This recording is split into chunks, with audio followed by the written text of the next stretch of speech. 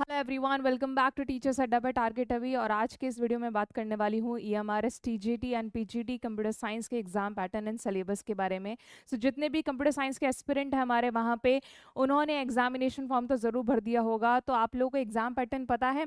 नहीं पता है तो मैं आप लोगों को बता दूं कि आपका जो मोड ऑफ एग्जामिनेशन रहने वाला है वो दो भागों में होगा। पहला टीयर 1 है, दूसरा टीयर 2 है। टीयर 1 का जो एग्जामिनेशन पेपर आएगा वो आएगा एमसीक्यू बेस, कहे तो ऑब्जेक्टिव। ABCD ऑप्शन मिलेंगे, आप लोगों को चूज करना है करेक्ट ऑप्शन में, और वो होगा आपका pen and paper mode, that means offline. जो लोग टीयर 1 को क्वालिफाई करेंगे वही लोग टीयर 2 में जाएंगे। ठीक है, टीयर 1 के जो लोग क्वालिफाई करेंगे वही आपके टीयर 2 में बैठने वाले हैं। और टीयर 2 में आप लोग का पेपर आएगा कंप्यूटर साइंस का। और कंप्यूटर साइंस के जो क्वेश्चंस आएंगे वो मैं आपको बता दूं, डिस्क्रिप्टिव और आपका एमसीक्यू बेस दोनों आने वाले हैं यहाँ पे। और ये भी आपका दोनों जो मोड पे रहेगा वो पेन एंड पेपर बेस्ड ही रहेगा, आपको लिखना पड़ेगा, कोई ऑनलाइन एग्जामिनेशन नहीं है दोनों ही टीयर में।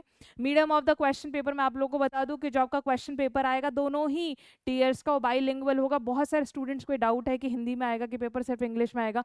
दोनों में आएगा, लेकिन आप लोगों को पता होगा कि जो आप लोगों का एक पार्ट है जहाँ पे आप लोगों से लैंग्वेज कंपिटेंसी टेस्ट मांगा गया है, जो हिंदी भरेंगे उनका हिंदी में आएगा पेपर, जो इंग्लिश भरेंगे वो इंग्लिश में आएगा। हिंदी और इंग्लिश तो देने देने, उसके अलावा जो रीजनल लैंग्वेज आप लोगों को करनी है क्वालिफाई, उसका पेपर आपका रीजनल लैंग्वेज में आएगा। ठीक है, सो जो लैंग्वेज कंपिटेंसी टेस्ट है उसका तो लैंग्वेज में आएगा। अदर देन दैट पूरा का पूरा paper GK, GS, maths, reasoning, computer science, ये सब आपका बायलिंगुअल आएगा, हिंदी और इंग्लिश दोनों में आएगा। रही बात आप लोग के सिलेबस की, पीजीटी एंड टीजीटी का जो सिलेबस है वो दोनों का सेम है।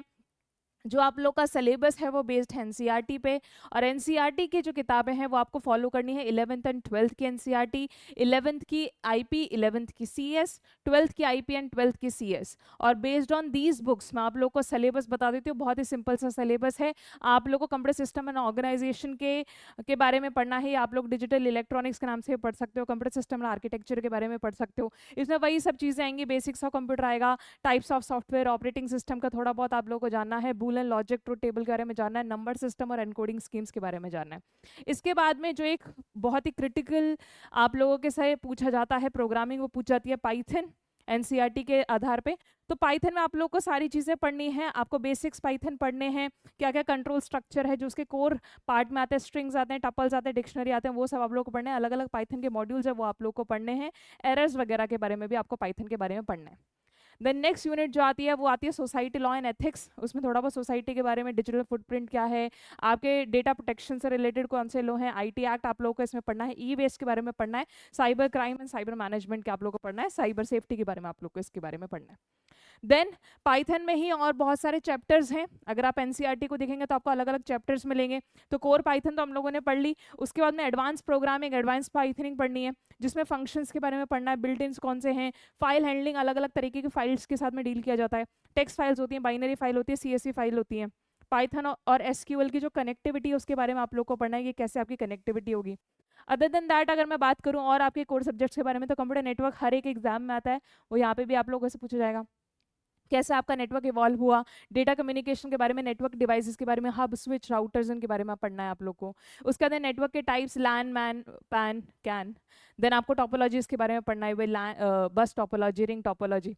उसके बाद अलग अलग तरीके के प्रोटोकॉल्स जो ओएसआई आर्किटेक्चर से पढ़ लीजिएगा, और टीसीपी आईपी के आधार से भी पढ़ लीजिएगा, आपके सारे प्रोटोकॉल्स कवर हो जाएंगे। और वेब सर्विसेज, एचटीएमएल, एक्सएमएल इनके बारे में पढ़ना है।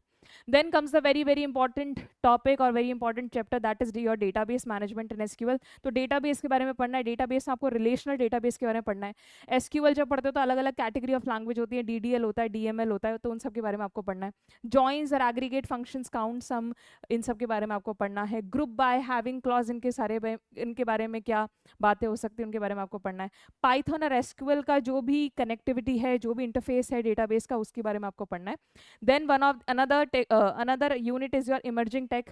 कौन कौन से टेक्स इमर्ज हो रहे हैं अभी रिसेंट ईयर्स में, तो एआई के बारे में थोड़ा बहुत पढ़ लिया, एमएल के बारे में पढ़ लिया, एनएलपी के बारे में पढ़ लिया, augmented reality, virtual reality, robotics के बारे में पढ़ लिया, आईओटी, क्लाउड कंप्यूटिंग के बारे में पढ़ लिया, बिग डेटा, ब्लॉकचेन के बारे में पढ़ लिया। सो ये सब आपका इमर्जिंग टेक में कवर होगा। उसके बाद में पाइथन में ही डेटा हैंडलिंग एंड विजुअलाइजेशन भी आता है। आप लोगों ने फाइल सिस्टम तो पढ़ ही लिया, उसके अंदर बहुत सारी अलग अलग लाइब्रेरीज होती हैं पाइथन के साथ में।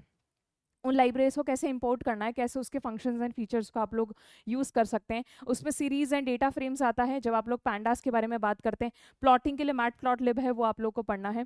कैसे आप CSV डेटा को इंपोर्ट एक्सपोर्ट करते हो आपको पढ़ना है। डेटा विजुअलाइजेशन के लिए कौन कौन से आपके रूल्स रेगुलेशंस है वो आपको पढ़ना है। Then database queries in SQL, इसका भी एक अलग से चैप्टर है, वो तो अभी हम लोगों ने कवर करा कि डेटाबेस मैनेजमेंट सिस्टम और SQL आपको पढ़ना है।